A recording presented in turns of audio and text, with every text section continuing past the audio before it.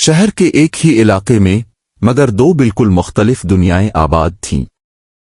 एक तरफ railway line के पास एक टूटा सा घर था जहां गरीब बॉब अहमद अपने बेटे अली के साथ रहता था। दूसरी तरफ पोश इलाके में एक आलीशान कोठी थी जहां अमीर बाप कामरान अपने बेटे साद के साथ रहता था।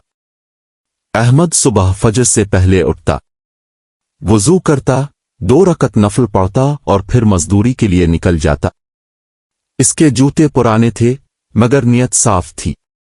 वो अक्सर अली से कहता, बेटा, हालात बुरे हों तो इंसान को नहीं बिगड़ना चाहिए। मेहनत और सच्चाई ही असल सरमाया है। कामरान भी सुबह उठता मगर मीटिंग्स और फोन कॉल्स के साथ। इसके पास महंगी घड़ी थी मगर वक्त नहीं था।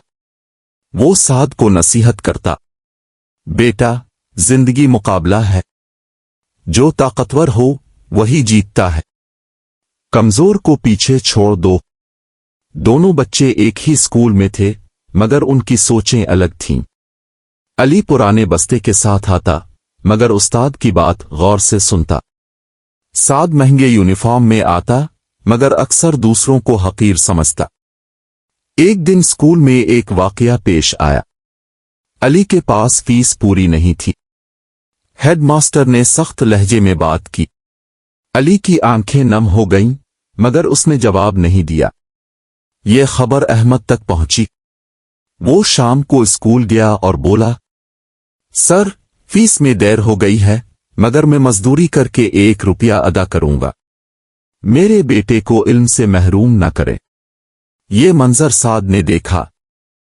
पहली बार उसे एहसास हुआ कि इज्जत पैसे से नहीं, किरदार से मिलती है। वक्त गुजरता रहा। अहमद बीमार हुआ, फिर भी काम करता रहा। अली ने पढ़ाई के साथ अखबार बेचना शुरू किया।